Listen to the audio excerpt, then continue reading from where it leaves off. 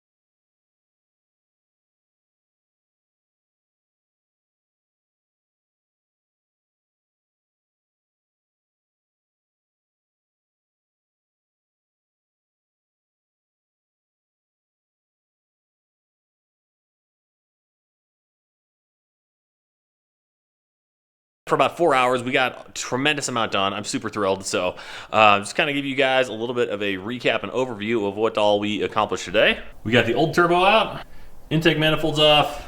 Obviously the rad's out. So one thing I did notice here is that we do have threads on 3 different spots on this crank pulley. So I'm probably just gonna go and make a tool where I can go and hold it in place and then remove that, and I'll be able to go and get the rest of this timing stuff out of here. But yeah, so we got the harness out of here. I'm gonna go get this boxed up so it can be sent out. There's the old intake manifold, old turbo, got our ignition coils over there, air filter, that, some miscellaneous intercooler piping and stuff. I also went through and dropped the fuel tank just to kind of make it easier. Whenever we do go and pull out the old hat, I'd be able to drop the new one in there. It'll just make it a little simpler. Then we got our old fuel lines out here in the snow because, well, it smells like fuel. All right, guys, so that is going to do it for part 1 of the mechanical fuel system build. We got everything torn apart. Like I said, we just got to go and pull off the crank pulley and the timing components and stuff. Once I go through and make the tool for that, I mean, that's going to take 5 minutes. It'll take no time at all. Other than that, I'm going to get to picking up this mess. Hope you guys enjoyed the video. If you did, please give it a big thumbs up. Do not forget to subscribe. There will be a whole lot more coming. So be on the lookout for that. Like I said at the start of this video, the goal is to have it done, obviously minus the tune, in about 3 weeks. Thank you guys so much for watching. I really appreciate it. I'll see y'all very soon in the next video. Catch you next time.